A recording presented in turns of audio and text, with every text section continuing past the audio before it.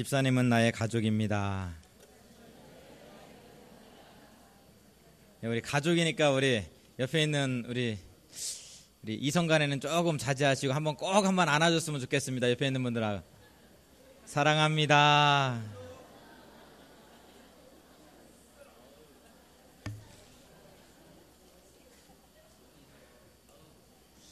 아마 이 모습을 보시고 우리 하나님이 정말 기뻐하실 것 같아요. 아멘. 네, 우리 찬양대만 아멘입니다. 오늘 한국교회가 가지고 있는 심각한 고민 중에 한 가지가 교회가 성장하지 않는다는 것입니다. 성장이 멈췄다, 그런 이야기를 합니다.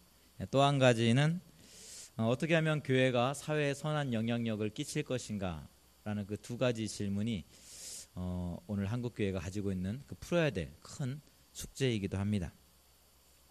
그래서 성장을 위해서라면 제자훈련, 전도폭발, 셀, 총동원주일 마다하지 않고 다 이것저것 열심히 진행을 합니다. 또 경로대학, 문화센터, 아기학교, 구제와 선교사역을 통해서 정말 교회의 사회적 영향력들을 좀 키워내기 위해서, 그 선한 영향력들을 좀 나타내기 위해서 몸부림치고 있습니다. 그런데 교회를 바라보는 세상의 모습은, 세상의 시각은 그리 넉넉하지가 않습니다. 이러할 때 우리는 무엇이 문제이고 또 이 문제들을 어떻게 풀어나가야 되는지 오늘의 말씀을 통해서 함께 나누어 보고자 합니다. 누가는 부활을 경험하고 오순절 성령 강림을 경험한 초대교회가 어떻게 생활을 했고 그들이 사회에 어떠한 영향력을 끼쳤는지에 대해서 오늘 본문의 말씀을 통해서 우리에게 가르쳐주고 있습니다. 오늘 본문의 모습을 우리가 자세히 보다 보면 오늘 우리가 가지고 있는 이 문제들에 대한 답들을 정말 찾을 수 있고, 오늘 그럼 우리 교회가 어떻게 해야 되는지에 대한 그 길을 볼 수 있게 될 줄 믿습니다. 사실 초대교회의 그 그리스도인들은 사회에서 보면은 정말 보잘것없는 그런 존재들이었습니다. 숫자도 많지도 않았고요, 영향력 있는 사람들이 그 가운데 많이 있었던 것도 아닙니다. 그런데도 그들은 예루살렘과 온 유다와 사마리아와 땅끝까지 이르러서 그들의 영향력이 점점 커져갔습니다. 그리고 마침내 그들이 살아가는 삶의 방식을 정말 많은 사람들에게 전파하였고, 그렇게 살아가기를 결단하는 사람들이 나타나기 시작했습니다. 이런 의미에서 본다면 오늘 한국교회는, 한국의 그리스도인들은 초대교회 교인들과 비교했을 때 정말 엄청난 힘을 가지고 있음을 우리는 알 수 있습니다. 19대 국회의원이 시작할 때 한 300명이었던 걸로 아는데요, 19대 국회의원의 종교 분포도를 보면 개신교가 101명입니다. 41%죠. 그리고 캐톨릭이 58명으로 23.6%입니다. 그러니까 기독교 계통을 따져보면 64.6%, 국회의원 숫자 중에 64.6%가 개신교와 캐톨릭 신자입니다. 불교는 34명, 원불교는 2명, 불교계 인사는 14.6%에 해당되고 있습니다. 국회의원을 포함해서 4급 이상의 공무원, 3급 이상의 경찰관, 총장, 이사장 등의 교육자, 장성급 이상의 군인, 임원급 이상의 경제인들, 언론인들을 포함해서 각계각층의 영향력 있는 사람들 31,800명을 대상으로 조사한 어떤 종교 그 조사에서 대한민국 파워 엘리트라는 어떤 그 조사 보고서에 의하면 기독교가 40%, 천주교가 22%, 불교가 17%로 나타났습니다. 대학교의 종교 분포도를 보면 서울과 경기도 지역에 설립된 88개의 대학 가운데 개신교와 캐톨릭을 포함한 기독교 계통의 학교 수가 34개에 달하고, 2009년에 한국상장회사협의회가 코스피 상장사 704곳의 임원 13,384명의 인적사항을 분석한 결과 종교를 가진 응답자의 42.3%가 기독교라는 대답을 하였습니다. 그러니까 더 이상 교회가, 그리스도인들이 힘이 없는 사람들이 아닙니다. 힘이 없기 때문에, 우리가 가진 것이 없기 때문에 뭘 못합니다, 이 사회에 어떤 영향력을 끼칠 수 없습니다 라는 이야기는 더 이상 할 수 없는 시대를 우리는 살아가고 있습니다. 너무나 많은 것을 가졌고 너무나 큰 힘을 가지고 있는 것이 오늘날 교회고 그리스도인인 것입니다. 그럼 무엇이 교회의 성장을, 교회의 사회적 영향력을 가로막고 있는 것일까요? 한국교회는 세계 역사에서 그 유래를 찾아보기 힘들 만큼 급성장했습니다. 그런 과정에서 아주 중요한 한 가지를 잃어버렸습니다. 교회가 막 성장하면서 100명, 200명, 1000명, 2000명, 10,000명, 20,000명, 100,000명 막 성장해 갔는데 그 성장하는 과정에서 아주 중요한 한 가지를 잃어버렸는데 그것은 바로 그리스도 안에서 한 가족이라는 사실입니다. 대한교회는 한 가족인 것 믿으세요? 대한교회는 예수 그리스도를 머리로 하는 한 몸된 공동체입니다. 예수 그리스도의 피로 하나 된 가족입니다. 매일 성찬 때마다 예수 그리스도의 살과 피를 함께 나누어 먹으면서 우리는 그리스도 안에서 하나입니다 라는 것을 고백하고 또 고백합니다. 초대교회의 모습은 하나의 커다란 가정이었습니다. 혈액형은 달라도 태어난 곳은 달라도 예수 그리스도의 피를 나누고 부활의 주님을 함께 모시는 그런 가정이었습니다. 이런 모습이 교회 밖 사람들에게는 큰 충격이었고 이 모습에 매료된 사람들은 교회로 그 발걸음을 향하였습니다. 교회를 처음 다니게 됐던 한 집사님의 그런 고백입니다. 그러니까 어렸을 때 학생 때죠. 그러니까 주일학생 때 그러니까 교회를 가보니까 너무나 좋아 보이는 거예요. 그 예배당 안에서 흰 구름 뭉게뭉게 비는 하늘에 그럼 밖에 선생님들이 예쁘게 옷을 입고 막 아침에 명랑하게 막 솟아오른다. 근데 이제 학생들은 막 그러잖아요. 우리 시골에서 있다 보면 얼굴도 시커멓고 막 머리도 안 깎고 막 손톱도 안 깎고 고무신 막 신고 그 교회 앞에서 어슬렁어슬렁 거리는 거예요. 근데 그 집사님은 그렇게는 안 했을 것 같아요. 예쁘장하게 서 있었겠죠. 그 모습을 바라보면서 야 나도 저 안에 들어가고 싶다. 저곳에서 들어가서 나도 저들과 함께 하고 싶다. 그런 마음이 다 들겠죠. 어린 아이의 마음 가운데. 그런데 이제 들어갈 수는 없는 거예요. 왜? 나와 저들은 다르다라고 그 아이의 마음 가운데에도 그런 생각이 있을 테니까. 그래서 그 마당에서 교회 앞마당에서 머뭇머뭇 하는데 한 젊은 그 남자가 목사님인지 뭐 집사님인지 선생님인지는 모르겠습니다. 너도 저 안에 들어가. 그 한마디를 하더라는 거예요. 그래서 좋아라고 그 안에 딱 들어갔는데 참으로 신기한 일이 있습니다. 낯선 아이가 들어왔는데 그 공간 안에서 내가 왕따가 아니더라는 거예요. 분명히 낯선 아이가 들어왔으면 사람들이 경계를 하고 쟤는 누구야 뭐야 막 이래야 되는데 너무나 나한테 잘해주는 거예요. 마치 한 형제요 자매인 것처럼 나한테 잘해주고 나를 안아주고 나를 사랑해주는 거예요.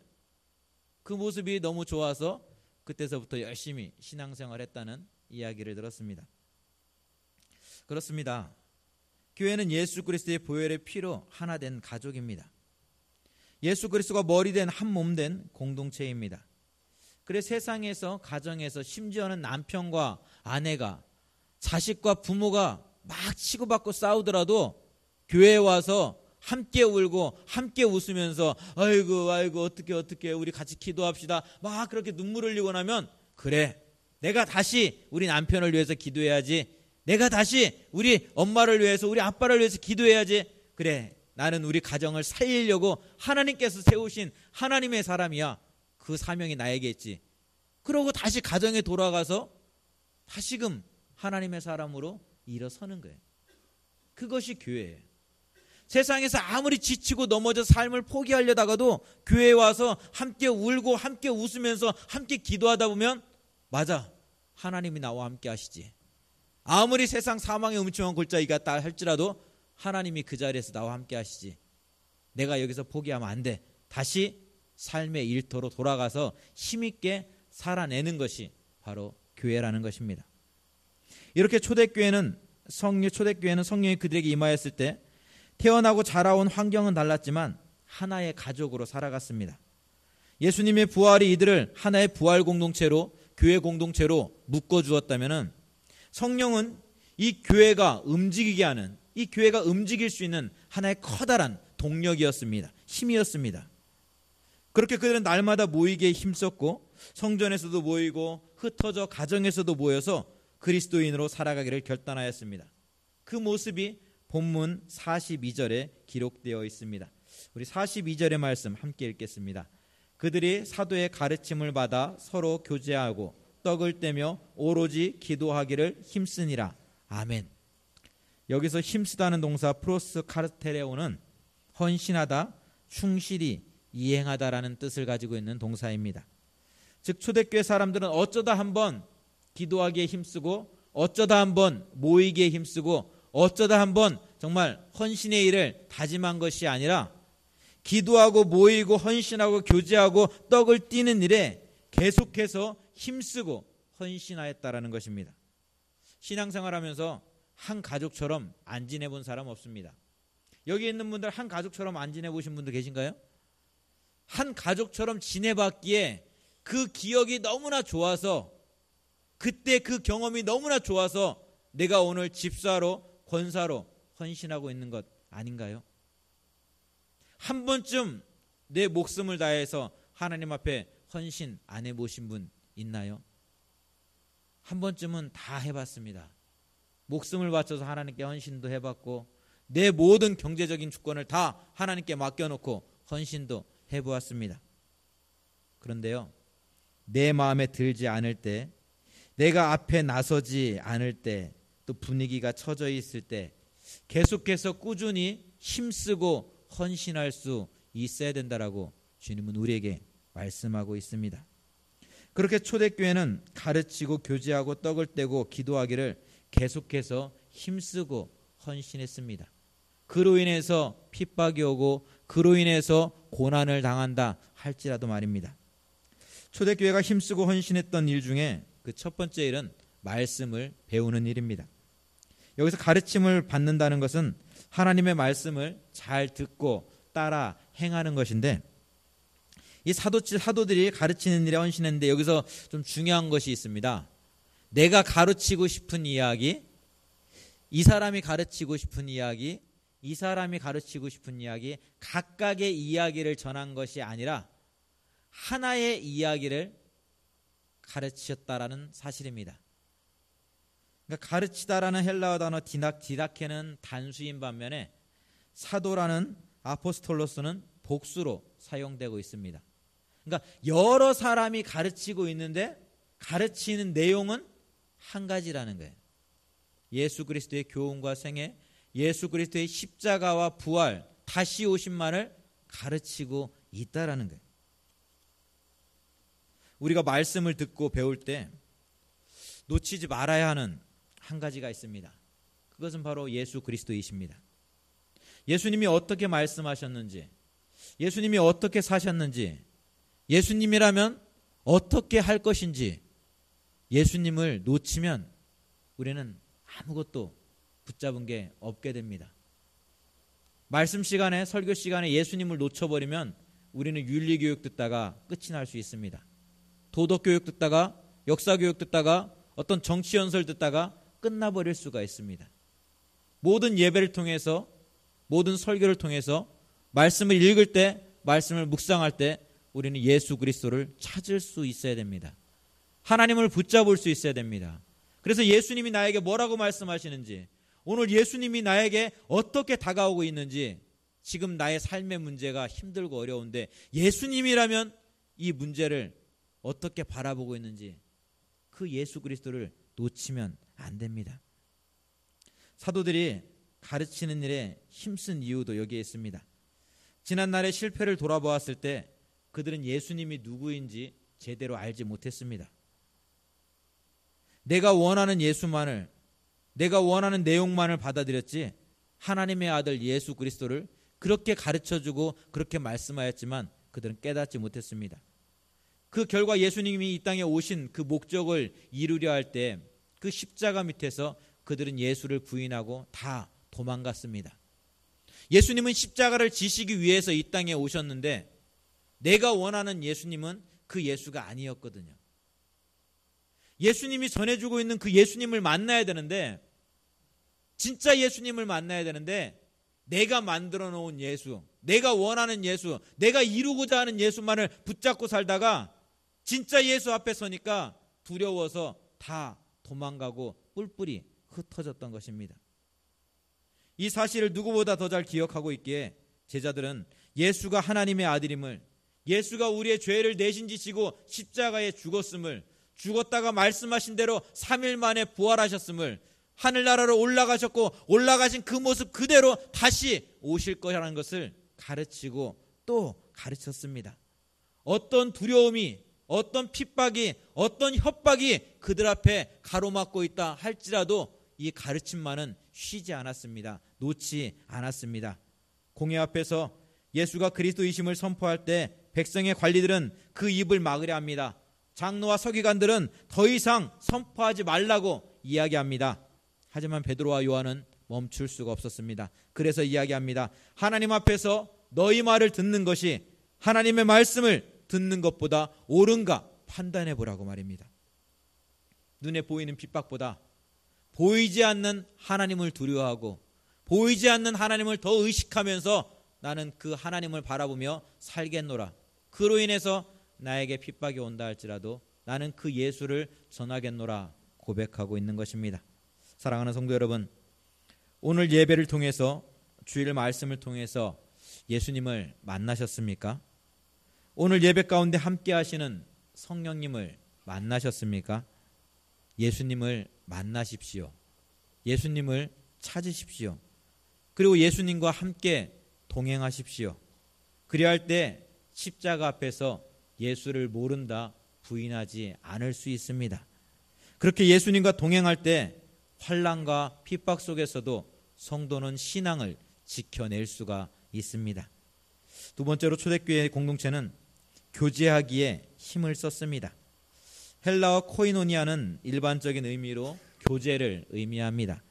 그러나 이 말 속에는 유월절에 같은 식탁에 참여한 사람들이라는 그런 의미가 함께 들어 있습니다. 예수님의 살과 피를 나누어 형제자매가 된 초대교인들은 부활하신 주님을 중심으로 빠르게 하나의 그룹을 형성해 갑니다. 그리고 그 그룹은 이전에 다른 어떤 그룹과는 다르게 어떤 독특한 생활 방식을 만들어내게 되는데, 그것은 아버지와 그의 아들 예수 그리스도와 함께 하는 어떤 사귐의 모습이었습니다. 이 사귐은 단순한 사귐이 아니라 아버지가 자기 아들을, 하나님이 예수 그리스도를 이 땅에 내어주심과 같이 예수 그리스도가 저와 여러분을 위해서 자신의 살과 피를, 자신의 몸을 십자가에서 내어주심과 같이 나의 것을, 나의 형제를 위해서 나의 자매를 내어주는 그러한 사귐이었습니다. 때로는 가난한 자들을 위해서 나의 물질을 내어주었고, 때로는 지혜가 부족한 자들을 위해서 나의 지혜를 내어주었고, 때로는 힘이 없고 연약한 자들을 위해서 나의 힘을 내어주는 그런 사귐이었습니다. 이 모습은 오늘 본문에 기록되어 있는 것처럼 사도행전 4장 34절에서 5장 11절에 기록되어 있는 것처럼 자신의 물건의 물질을 서로 통용하며 살아가는 모습으로 증거되어졌습니다. 나타났습니다. 이들이 이렇게 살아갈 수 있는 이유가 있습니다. 그들은 한 가족이기 때문에 그렇습니다. 한 가족이기에 형제가 배고파하는데, 자매가 배고파하는데 가만히 있을 수가 없었습니다. 그래서 나의 것을 나누어서 함께 먹는 것입니다. 내 아버지가 배고파하는데 내 창고에 쌀이 있는데 모른 채 할 수가 없으니까 그 창고에 쌀을 가지고 와서 함께 나누어 먹는 것입니다. 하나의 가족이기에, 나의 형제요 나의 자매이기 때문에 말입니다. 교회 공동체 안에 가진 자와 가지지 못한 자가 분명히 있는데 그들은 기도만 하고 있을 수 없었습니다. 그래서 자기의 것을 내어놓음으로 인해서 가난한 교우들을 돕고 함께 살아가기를 기뻐하였습니다. 이러한 구체적인 모습은 식탁 공동체를 통해서, 떡을 떼는 일을 통해서 나타났습니다. 42절과 46절에 떡을 떼다는 말과 음식을 먹는다라는 말이 함께 기록되어 있는데, 떡을 뗀다라는 것은 성찬을 의미합니다. 그리고 음식을 먹는다라는 것은 공동의 식사를 의미합니다. 이제 초대교회 당시에는 이 성찬과 공동의 식사가 함께 이루어졌습니다. 근데 이 성찬과 공동의 식사를 하기 위해서는 집에 여러 사람이 함께 모일 수 있는 공간이 있어야 됩니다. 그러니까 집이 없는 사람은 할 수가 없는 거예요. 집이 작은 사람은 할 수가 없는 거예요. 집이 큰 사람, 다락방에 있는 사람이 할 수 있는 일입니다. 다 함께 공동의 식사를 나누기 위해서는 10명, 20명, 30명의 사람들이 함께 모여서 식사를 나누기 위해서는 쌀이 있어야 돼요. 반찬이 있어야 돼요. 그들을 먹일 수 있는 물질이 있어야 됩니다. 그러니까 어떻게 돼요? 가진 자가 아니라, 못 가진 자가 아니라 가진 자가 공동의 식사를 베풀 수 있는 거예요. 가난한 사람이나 가지지 못한 사람이나 밥을 먹지 않으면 배고픈 거는 똑같은 거예요. 그러니까 내가 더 많이 가지고 있다면 우리 집에서 함께 공동의 식사를 베푸는 거예요. 그러니까 모든 교우들이 함께 와서 그 자리에서 베푼 음식들을 함께 먹는 거예요. 그래서 배고픔의 문제를 해결하는 거예요. 왜? 한 가족이기 때문에 그렇습니다. 예수 그리스도의 피를 나는 한 형제이기 때문에 그렇습니다. 어느 교회를 가든지 먹는 이야기는 빠지지 않는 것 같아요. 우리 대안교회에 와서도 먹는 이야기 참 많이 들었습니다.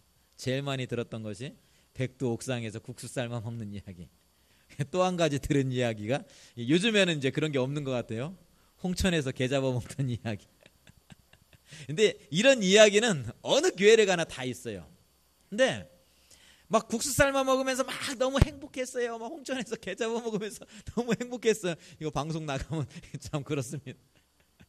그런데 참 재밌는 거는요, 그렇게 너무나 재밌고 너무나 즐거웠습니다라는 그 이야기 속에 우리 재정부에서 돈 10만 원 타고 그걸로 고기 사 먹었어요, 그런 얘기는 들어있지 않아요. 우리 부서에서 막 그 부서 돈을 가지고 어디 식당에 가서 맛있는 정말 한우 사 먹었습니다, 그런 이야기는 들어있지 않습니다. 너무나 행복했어요, 너무나 좋았어요라는 그 이야기 속에는 비록 국수를 먹더라도, 비록 찬밥에 열무김치 넣어서 막 고추장 넣어서 비벼 먹더라도 한 가족됨의 모습이 있습니다. 네 것 내 것이 아니라 비록 국수를 삶아 먹더라도 함께 모여서 맛있게 먹던 그 모습이 우리의 기억 속에, 우리의 마음 속에 남아 있습니다. 구역예배로 온 식구가 모였는데 아이들은 작은 방에서 막 난리를 치고 있습니다. 권찰들은 애기들 보니라고 막 정신이 없어요. 구역장은 어떻게 예배를 드렸는지 몰라요. 그런데 온 식구들이 한자리에 모여서 식사를 하고 있습니다. 그때요 목사님, 참 힘들고 어려웠는데 너무나 행복했어요, 너무나 좋았어요, 그런 이야기를 참 많이 들었습니다. 한 가족이 아니라면 부부가 사용하고 있는 침실에 아이들이 올라가서 막 뛰고 있는데, 그게 무슨 덤블링인 것처럼 그 속에서 막 왔다 갔다 뛰고 있는데 그것을 어떻게 용납할 수가 있겠습니까? 한 가족이 아니라면 우리 집에 정말 부족한 모습들, 지저분한 모습들, 때로는 약한 모습들이 다 공개되는데 어떻게 그들을 우리 집으로 다 초대해서 함께 먹고 마실 수가 있겠습니까? 한 가족이 아니라면 정말 구역 식구들, 남성교회 식구들이 다 왔는데 맛있는 거 대접 못 해가지고 찬밥에 열무김치 비벼 먹으면서 맛있게 먹으라고, 배고프면 더 먹으라고 이야기할 수가 있겠습니까? 한 가족이기 때문에 그렇습니다. 교제는 어려운 이야기가 아닙니다.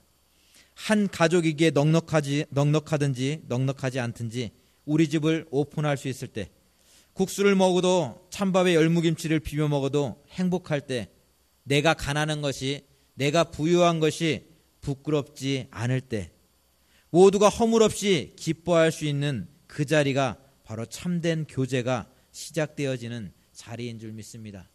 이 모습이 우리 대안교회의 식사의 자리가 되었으면 좋겠습니다.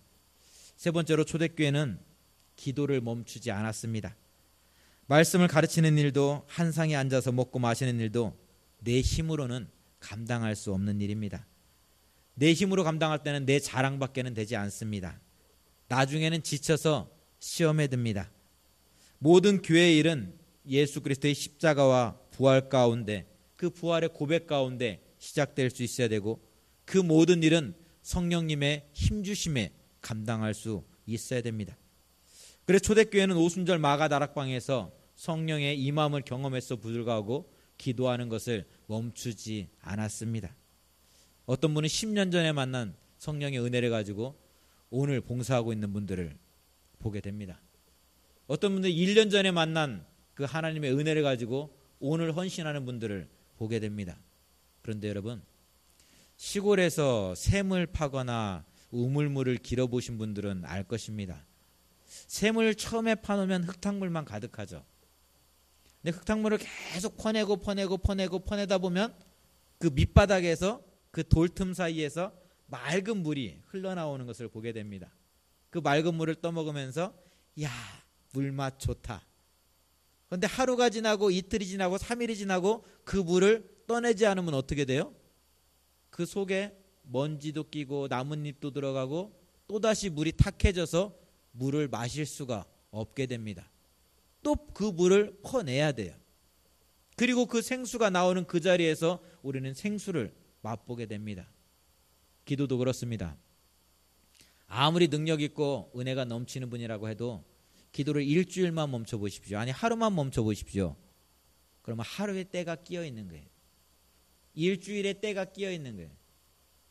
다시 기도하려고 딱 무릎 꿇으면은 일주일의 때를 벗겨내는 일부터 시작하는 거예요. 분명히 일주일 전에 내가 무릎 꿇으면 바로 하나님이 만나 주셨는데 무릎 꿇고 기도하다 보면 바로 하나님께로 내가 집중하면서 막 달려갔는데 앉아 있으면 딴 생각이 막 지나가기 시작하는 거예요. 5만 가지 생각들이 막 지나가는 거예요. 왜 그래요? 일주일 동안 때가 껴서 그래요. 하나님과의 관계 속에서 다른 이물질들이 막 들어왔기 때문에 그렇습니다. 기도가 호흡이라고 이야기하는 것도 바로 그렇습니다. 호흡을 멈추면 죽을 수밖에 없듯이 기도가 끊어지면 멈추면 중간에 때가 껴서 하나님이 말씀하시는데 그 말씀이 제대로 들리지가 않는 거예요. 분명히 하나님의 뜻이 있는데 그 하나님의 뜻이 분별이 되지 않는 거예요. 그래서 기도는 멈출 수가 없습니다. 우리가 말씀을 묵상하고 기도하는 일은 멈출 수가 없는 것입니다.